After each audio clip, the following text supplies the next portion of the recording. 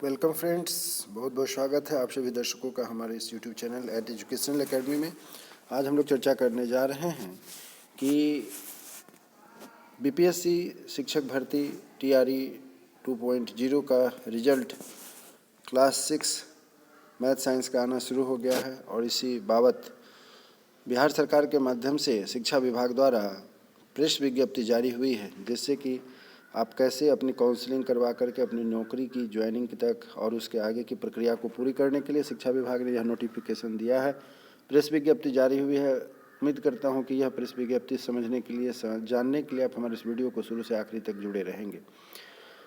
यदि आप इस विधि से जुड़े हैं, अर्थात शिक्षक बहाली प्रक्रिया से जुड़े हैं और आपके जान पहचान में यदि कोई मित्र आपके साथ हैं, आपके घर के परिवार के लोग जुड़े हैं, तो कृपया उन्हें इस वीडियो को अधिक से अधिक शेयर करें। हमारे वीडियो को शुरू से आखिरी तक देखें, जिससे काउंसलिंग की प्रक्रिया पिछले बार की तुलना इस बार कुछ अलग कर दी जा रही है, क्योंकि पिछले बार बीपीएससी ने करवाई थी काउंसलिंग, इस बार शिक्षा विभाग बिहार सरकार खुद करवा रही है।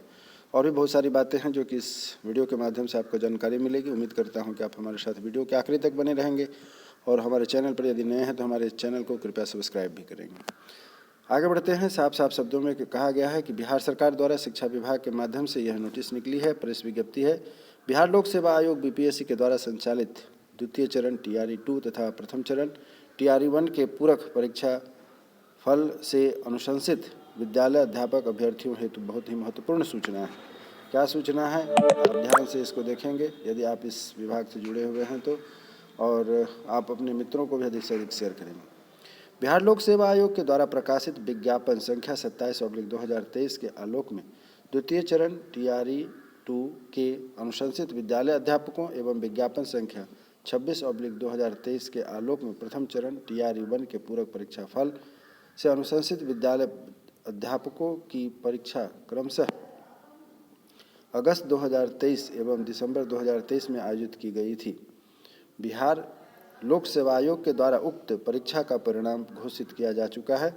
सभी अभ्यर्थी उक्त परीक्षा परिणाम को बिहार लोक सेवा आयोग की वेबसाइट bpsc.bic.nic.in पर देख सकते हैं। इसके अतिरिक्त विभागीय वेबसाइट जो है वह आप यहाँ पर देख रहे हैं, उस पर भी इस चीज़ को जा कर के देख सकते हैं। प्रत्येक जिले में के एनआईसी वेबसाइट पर भी उक्त परिणाम को देखा जा सकता है। सभी अभ्यर्थी अपने परिणाम के अतिरिक्त यह भी देख सकते हैं कि किस जिले में उन्हें काउंसलिंग हेतु उपस्थित होना है। यहाँ देखिएगा, महत्वपूर्ण बात यहाँ कही जा रही है कि किस जिले में आपको उपस्थित होना है।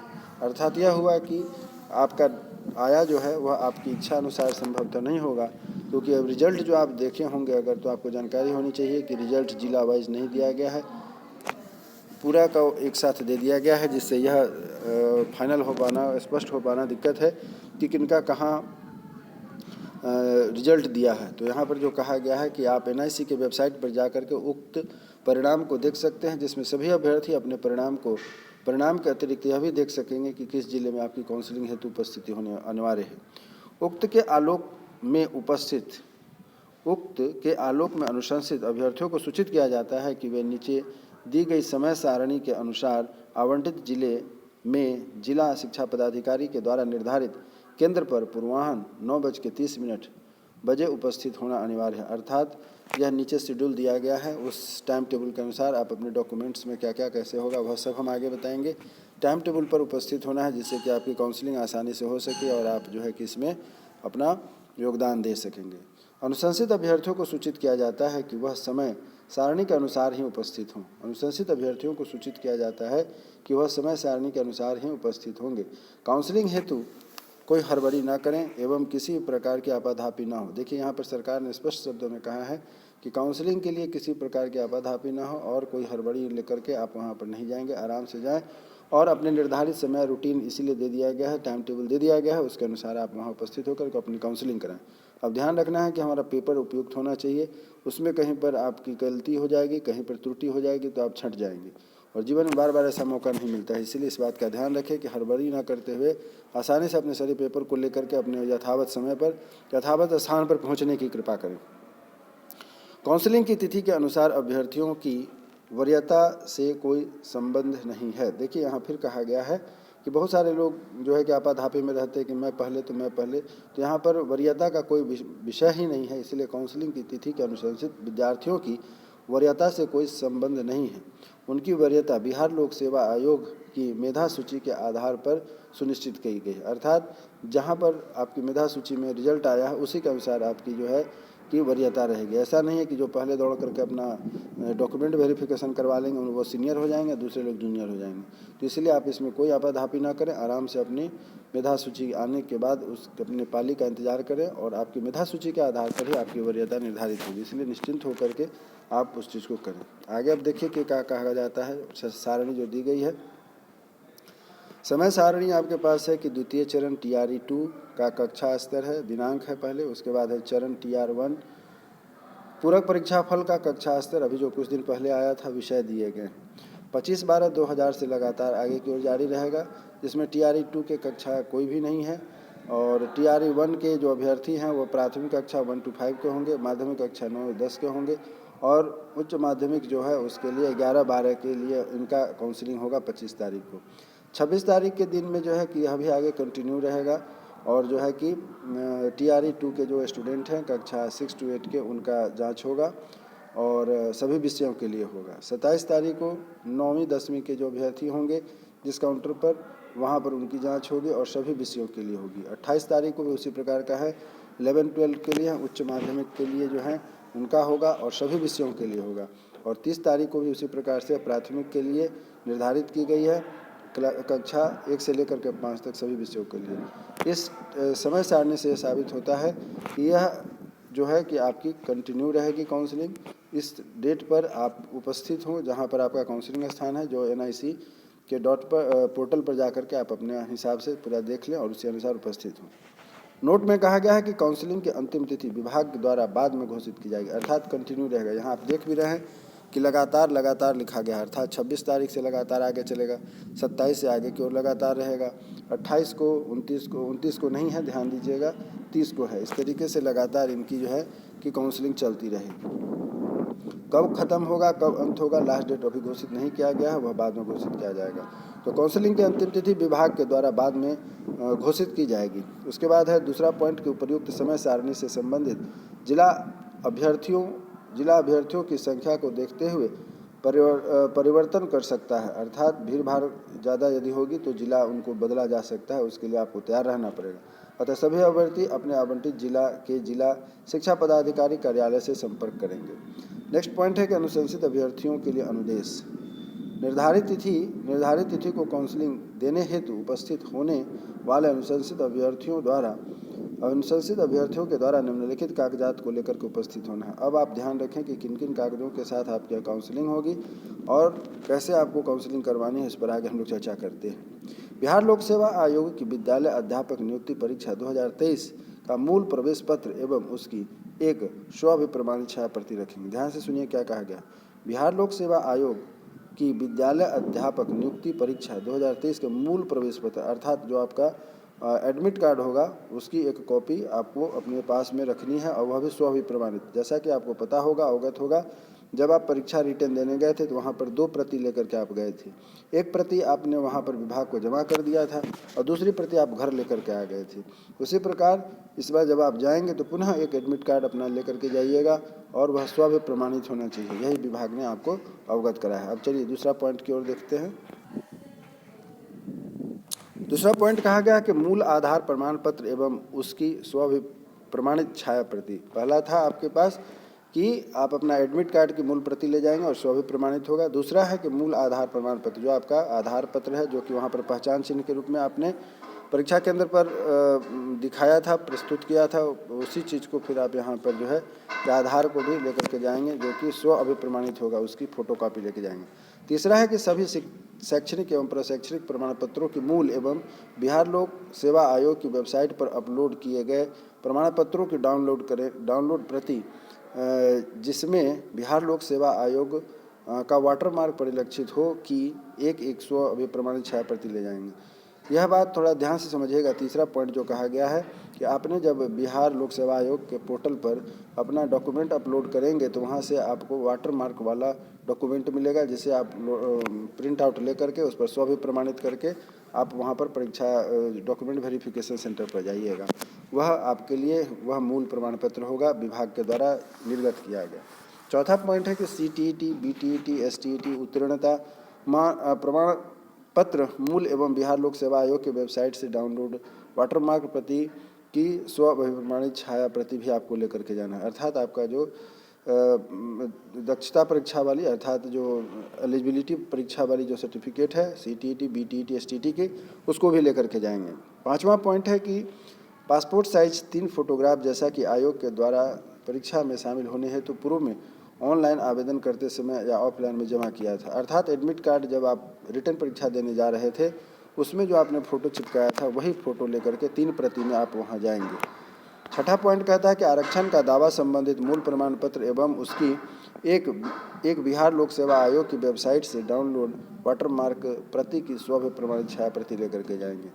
आरक्षण संबंधी जो आप दावा कर रहे होंगे तो जो आपका विभाग से अर्थात ब्लॉक से या DM के द्वारा जो निर्गत हुआ होगा उसको जब आप अपलोड करेंगे तो उसमें जो है कि वाटरमार्क के द्वारा जो आपका एडमिट वहाँ से जाति प्रमाण पत्र निकलेगा उसको आप निकाल करके फिर उसको भी वह भी वाटरमार्क वाला होना चाहिए, प्लेन नहीं होना चाहिए। सातवां पॉइंट है कि जन्म तिथि की छूट से संबंधित दावा प्रमाण पत्र बिहार लोक सेवा आयोग के वेबसाइट से डाउनलोड वाटरमार्क प्रति स्व-अभिप्रमाणित छाया प्रति लेकर के जाएंगे। जन्म तिथि छूट, जैसे कि यदि आप SC, ST, OBC में आते हैं तो छूट के लिए जो आप आवेदन कर रहे हैं तो उसके लिए जब आवेदन कर रहे हैं तो उसका अपलोड जब करेंगे अपने सर्टिफिकेट को नेट पर तो वहाँ से वाटरमार्क वाला सर्टिफिकेट मिलेगा। उसके आधार पर आप अपनी काउंसलिंग करा करके अपना जो है कि वहाँ पर सर्टिफिकेट प्रस्तुत करेंगे। आठवां पॉइंट है कि काउंसलिंग हेतु उपस्थित होने वाले वर्ग 9वां 10वां एवं 11वीं 12वीं के सफल अभ्यर्थी ओरिएंटेशन लगभग 2 सप्ताह हेतु तैयारी के साथ ही आएंगे। कहने का मतलब हुआ कि जिनका 11, 12 और 9, 10 की वहाँ पर रिजल्ट आएंगी वह इस हिसाब से तैयार होकर के जाएंगे कि वहाँ 15 दिन का ओरिएंटेशन होगा। वहाँ से फिर लौट करके आपको घर नहीं आना है, बैग एंड बैगेज के साथ वहाँ जाएंगे और वहीं से आपको 15 दिन के ओरिएंटेशन पर भेज दिया जाए, क्योंकि आप ऑलरेडी कन्फर्म शिक्षक हो जाएंगे, इसीलिए आपको ओरिएंटेशन के लिए वहाँ से भेज दिया जाएगा और वहाँ से लौट के आने के बाद आपको स्कूल अलॉट कर दिया जाएगा। तो ये आपके लिए बहुत ही अच्छी खबर है। 9वां पॉइंट है कि अनुशंसित अभ्यर्थी अपने आधार कार्ड एवं इससे लिंक्ड मोबाइल नंबर को लेकर के जाएं। एक बात और यहाँ कहा गया है कि जब आप जाएंगे वहाँ पर तो जिस समय आप काउंसलिंग में गए थे या एडमिट कार्ड आपने आवेदन किया था उस समय जिस मोबाइल नंबर का प्रयोग किए थे OTP के लिए वही नंबर लेकर के मोबाइल नंबर लेकर के जाइएगा, क्योंकि जब आपकी जांच होगी उस समय जांच के बतौर आपके मोबाइल पर OTP गिरेगा, उससे पता चलेगा कि आप ओरिजिनल कैंडिडेट हैं या आप डुप्लीकेट कैंडिडेट हैं। इसलिए इस बात का ध्यान रखेंगे कि किन किन सावधानियों के साथ आपको एडमिट कार्ड लेकर परीक्षा काउंसलिंग सेंटर पर जाना है। 10वां पॉइंट है कि पंचायती राज नगर निकायों के नियुक्त शिक्षक एवं आयोग के द्वारा अनुशंसित अभ्यर्थी अवबंधित नियुक्ति पंचायत एक पक्ष के अंदर एवं नियोजन इकाई से अनापत्ति प्रमाण पत्र एवं विरमण प्रमाण पत्र प्राप्त कर संबंधित जिला पदाधिकारी को समर्पित करेंगे। कहने का मतलब हुआ कि नगर निकाय या पंचायती राज नियुक्ति परीक्षा एवं आयोग के द्वारा जो अनुशंसित आपको एडमिट कार्ड मिलेगा वहाँ से एक सर्टिफिकेट मिलेगा जिसे आप अपने यहाँ आकर के शिक्षा विभाग को BO अथवा DO को जमा करेंगे। 11वां पॉइंट है कि अनुशंसित अभ्यर्थी अपने बैंक अकाउंट नंबर के साथ में कैंसिल्ड चेक के प्रति भी साथ लेकर के जाएंगे। अर्थात अभी से ही आपका खाता खुल जाएगा जिसमें आपका पेमेंट जाएगा, इसीलिए आप क्या करेंगे कि अपने साथ कैंसिल्ड चेक या पासबुक लेकर के जाइएगा। इन सभी तैयारियों के साथ आपको वहाँ पर उपस्थित होना है। 12वां है कि उन सभी अनुशंसित अभ्यर्थी अपना पैन नंबर के साथ ही पैन नंबर कार्ड भी साथ में लेकर के जाएंगे। ये सभी डिटेल्स आपको भरना होगा ज्वाइन करने से पहले, अर्थात पास करने का मतलब हो गया कि आपके पास ज्वाइनिंग लेटर मिल गई और आपकी ड्यूटी शुरू हो गई। इसलिए इन सभी पेपर को जितना 12 पॉइंट में बताया गया है उसको आपको लेकर के वहाँ उपस्थित होना है। और कुछ मुख्य बातें हैं कि जिला शिक्षा पदाधिकारी हेतु अनुदेशित, यह आपके लिए नहीं है, कैंडिडेट के लिए है नहीं है, बल्कि यह शिक्षा पदाधिकारी के लिए क्या है वह भी आप जान लीजिए। नंबर 1 में है कि अनुशंसित अभ्यर्थियों को काउंसलिंग हेतु स्थल का चयन एवं वहां तक उपस्थित पहुंचने की सूचना कार्यालय पट प्रदर्शित करना है।